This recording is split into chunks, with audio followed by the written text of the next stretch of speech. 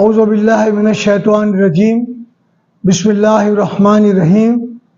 الصلاۃ والسلام علیک یا سیدی یا رسول اللہ۔ جماعت اہل سنت کے مرکز کی ہدایت کے مطابق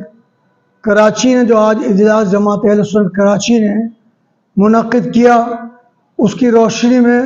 مختصر نقطہ نظر آپ تک پہنچانے کی میں سعادت حاصل کر رہا ہوں۔ جماعت اہل سنت سپریم کورٹ کے ریویو پٹیشن پر غور کرنے کے بعد جو فیصلہ حالیہ جاری ہوا ہے، اس پر مکمل عدم اعتماد کا اظہار کرتی ہے اور اس کو مسترد کرتی ہے۔ جماعت اہل سنت کے مرکز کی اپیل کے مطابق آئندہ جمعے کو تمام ائمہ خطبہ علماء ملک بھر میں بھی اور بالخصوص کراچی جماعت اہل سنت کی اپیل پر مولانا سید شاہ عبداللہ قادری صاحب کی اپیل پر کراچی کے تمام ائمہ اور خطبہ اس فیصلے کی شدید مذمت کریں گے، جس میں سپریم کورٹ نے در پردہ تحریف قرآن کی اجازت قادیانیوں کو دے دی ہے، یہ کہہ کر کہ اپنے بند کمروں میں اپنے اداروں میں وہ تفسیر صغیر کی جیسے چاہے اشاعت کر سکتے ہیں، جبکہ یہ تفسیر کبیر صغیر جو ہے اس پر پہلے ہی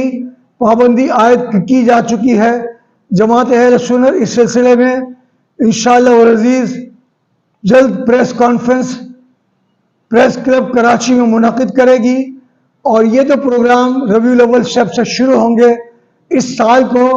ربیع الاول کو تحفظ عقیدہ ختم نبوت اور تحفظ قرآن کے سال کے طور پر جماعت اہل سنت منائے گی۔ جماعت اہل سنت ان 5 اراکین قومی اسمبلی کو سپاس پیش کرتی ہے کہ جنہوں نے جرأت سے پیر کو ہونے والے اجلاس میں، گزشتہ روز ہونے والے اجلاس میں اپنا نقطہ نظر بھرپور طریقے سے پیش کیا۔ ایسا کوئی فیصلہ سپریم کورٹ کا قابل قبول نہیں ہے جو آئین کے بنیادی تقاضوں کے خلاف ہو، 73 کے آئین کے خلاف ہو، سپریم کورٹ کے 93 کے فیصلوں کے بھی خلاف ہو۔ انشاءاللہ العزیز جماعت اہل سنت ملک بھر میں آپ کے ذریعے سے اس پیغام کو عام کرے گی، اس لیے کہ ختم نبوت کے لیے ہمارے اکابرین نے بہت قربانیاں دیں۔ اللہ تعالیٰ ان کی قربانیوں کو قبول کرے اور ہمیں عقیدہ ختم نبوت کے تحفظ کے لیے بھرپور طریقے سے کام کرنے کی ہمت اور توفیق عطا فرمائے۔